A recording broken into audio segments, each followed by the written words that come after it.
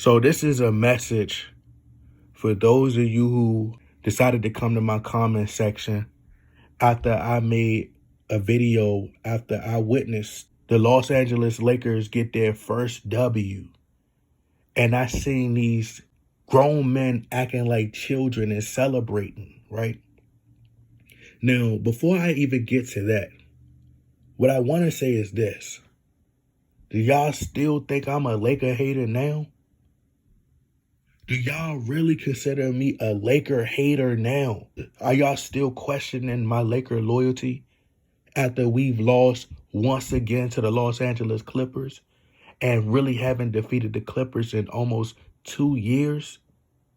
Do y'all still think I'm a Laker hater now? What about now? This is what I've been telling y'all. Before I continue, I would like to play a video clip of the Brooklyn Nets and their newly hired coach who comes into the locker room after he just experienced his first career win as an NBA coach. This is his first time ever coaching in the NBA. He was an interim coach at first. But I'm going to play the video and then I'm going to come back. Yes, man. Good shit. That's a win right there. Great job. Great job. Tomorrow's off. Then we get on the road. Ready to win. Ready to win.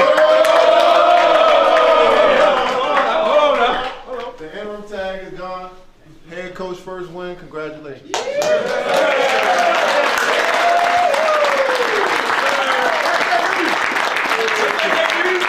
on. Yes, sir. Yes, sir. 3 on 3, 1, 2, 3. Win. Do y'all really think I'm a Laker hater now? Or was I just speaking the truth the entire time? And you let them sway your opinions with this whole concept of Darwin was celebrating his first win as a coach. Now, as you see in this video, this is the professional way to celebrate and to give your coaches flowers right then in that moment for winning that game. As I said, y'all heard me say that in the first video. Not jumping up and down like some clowns after the first win. That first win and that reaction by the players, it spoke volumes. It was indicative of how our season is going to play out. It told the story right then in that moment of how our season was going to play out this year. I said it. I said that every single game from that point moving forward, I said the Lakers got a long way to go. Because if you go back and you study and you watch that game, see, a lot of people, they judge with their emotions. They let their emotions cloud their judgment. But if you go back and you watch that game, when I was watching it in real time, you can see that the Denver Nuggets, because that's when we, experienced, that's when we got our first win. But when we played the Denver Nuggets, you can tell that they really didn't play with a lot of energy. It was like they was willing to just give us a win that night. Nikola Jokic wasn't his normal self. And if they were really focused on the defensive end, if they put in a ton of effort and gave a ton of effort, they would have more than likely won that game. So the Lakers were lucky. Lonnie Walker was hitting shots. Kendrick Nunn was hitting shots. Anthony Davis was a little more aggressive. So the Denver Nuggets, they had dialed it back a little bit. But they would go on runs, and when they would go on a run, you could tell that if they really put their foot on the gas, they could have destroyed the Lakers. I seen that and I witnessed that with my own eyes. I didn't just watch the highlights. I didn't need for them to put out a caption and tell me, oh, y'all getting upset and y'all talking about Kobe and how Kobe would have reacted. Bro, we know Kobe. We know how Kobe would have reacted. They'd be like, oh, you can't compare the situation between then and now. But y'all always wanting to compare LeBron James and how the Lakers are, wasting LeBron James last year's. And y'all like to compare that to Kobe last year's. It's not the same. And that's what I was trying to tell y'all. But since y'all want to make that comparison, let's keep the same energy. Let's keep the same energy. But if you want to be technical, what they did was worse. First and foremost, it's not like Darwin Ham has never coached in a league ever before. He's not no middle school coach. He's not no elementary school coach, no rec center coach. You in the NBA now. You in the big league, bro. They dancing. It's not a good look. It's not. Y'all celebrating and cheering and chanting. No, this is not the playoffs. This is not the NBA championship. This is not the NBA finals. We didn't win anything. It wasn't meaningful at all. But the way they reacted, it was like little kids, bro. Nah, this was such a classy way. And this is the normal way. You think Phil Jackson, you ask Phil Jackson, you ask Greg Popovich, you ask Steve Kerr, like some of the elite, the greatest coaches of all time. You think Red Auerbach and all these guys, you think that when they won their first game, they was, pouring champagne and pouring water jugs and, pouring the whole water jug or pouring cups of water on their coach's head? You think they got water poured on their head when they won their first game? Absolutely not. I'm almost certain they didn't, bro. We got a nerve to be celebrating. But it told everything about how the season is going to play out. Because it's like it was a struggle to get that win, bro. That's all it was. It was a struggle. It just went to show you the lack of confidence that we have as a team. The Brooklyn Nets, they're naturally having fun. That's natural chemistry. It's organic. They had a toxic environment. They don't have players out there just trying to pad stats and just out there to try to break records. They're actually trying to win and have fun. Like, come on, man. Like, Darwin Ham, he was a former NBA player. Darwin Ham was a part of the coaching staff for the Milwaukee Bucks when they won a championship. See, so he's already experienced what it was like to win, not as a head coach, but he was a part of the staff, so he know what it's like to win. You don't think he's been a part of championship teams? Darwin Ham has played in the NBA. He's had a professional career. He know what it's like to win one game, but they spin this narrative and they try to change the discussion because they knew it was a bad look. It didn't sit well. Because here you have a team who started 0-5, and now that they got their first win, now everybody's all excited. And we acting as if we won a championship. No, get on a win streak first. Go on a win streak. And that's what I said. I said, you just hand them a game ball, and that's exactly what I said. This man has never coached a day in his life. But you don't see everybody just jumping around and pouring ice on him as if they won a championship. The Brooklyn Nets, their franchise was just as dysfunctional as the Lakers. They was going through the same turmoil as the Lakers, if not worse, with Kyrie Irving and all the attention that he's getting. But that's class right there. That's the professional way to do it. That type of childish behavior, it would never be tolerated. Y'all want to compare LeBron last year's to Kobe. You know what Kobe had to endure in his last few seasons, bro?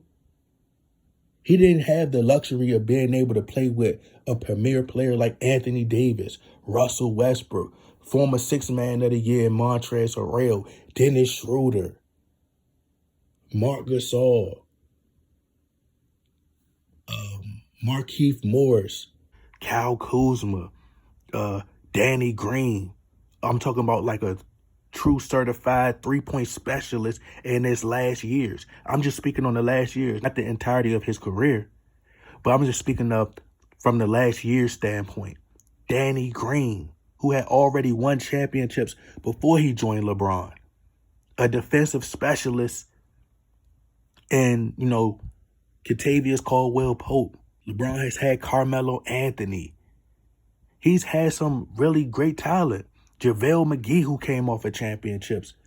The Dwight Howard, who was more in shape. LeBron has really had talent. And even if you think about the young guys and how they developed and became stars, once leaving the Lakers.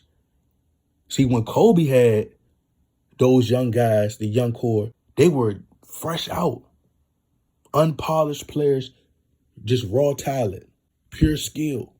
They had no NBA experience, and you had Kobe Bryant.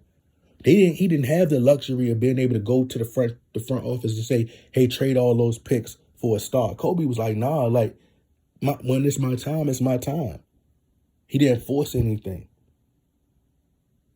He wasn't blessed enough to be able to play in a bubble. Like, come on, bro. If Kobe got to play in a bubble, if Kobe could go for his 6th ring in a bubble with Anthony Davis on his team and Rajon Rondo, come on, bro, where it ain't no hostile crowd and, you got to feel that pressure of being at somebody else's arena and they cheering against you. Like, that's real pressure. So he wouldn't afforded that luxury, bro. He had to play with the Robert Sacres of the world. He had to play with the Ryan Kellys and the Ronnie Price, Nick Young, the rookie Jordan Clarkson, the rookie Julius Randle, the rookie D'Angelo Russell. So you cannot compare. If you want to be technical, the Lakers front office did Kobe Bryant far worse than y'all think that they doing to LeBron James. They did Kobe dirty.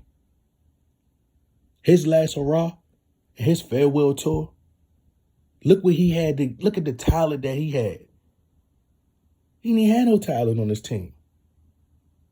What was Kobe supposed to do with that? They vetoed Kobe trade. When Kobe wanted Chris Paul, they vetoed it. But LeBron James come to the Lakers, he get Anthony Davis. He get everything he wanted. He get Russell Westbrook. He get to trade the draft picks. They just finding picks. They got picks that the Lakers that they ain't even know they had. The Lakers aren't going to the playoffs this year, bro. And I don't know if y'all want to hear that. Y'all want me to come up here and fake the funk with y'all and be fake and be like, "Oh yeah, the Lakers, man, we could turn it all around, like to have this hope." Like, bro, like, are y'all that delusional and have this fairy tale imaginary mind? Like, y'all not in touch with reality no more? Like, do y'all like living in a dream world? Y'all gotta wake up. I've been telling y'all, Darwin Ham can't coach. He can't coach. His rotations, plays drawn up. There's no real movement within the offense. No backdoor cuts to the basket. When you have a player, when they're not hitting shots, you gotta adjust. You gotta adapt. You gotta find other ways. Put these players in that spot where they thrive best. Russell Westbrook is great at shooting in the mid-range. Get him more screen set. You got to get these players more open looks. If you know that Matt Ryan is the only one that can hit these shots, then you got to start putting them in position more to hit these shots. Kendrick Nunn and all these guys, you got to get them going on the inside. And, the basket going to keep getting wider and wider and wider the more they, shoot from the inside and then work their way to the outside. But Darwin Ham can't coach. The defensive end, there's no communication. We look horrible versus these teams. And as I said, if these teams really want to get after it, bro, and that's what a lot of teams are doing. They waiting to flip the switch by the 4th quarter. That's what the Cavs did the other day. They came out of halftime and be like, all right, we done already took it easy on them. Let's go. Let's take their hearts. Let's go rip their heart out. And that's what they doing. But you seen how you supposed to do it. You hand them the game ball and you congratulate him. He says, all right, well, look, I got this day off and then we're going to come back. But that's how you do it. That's how you handle that properly.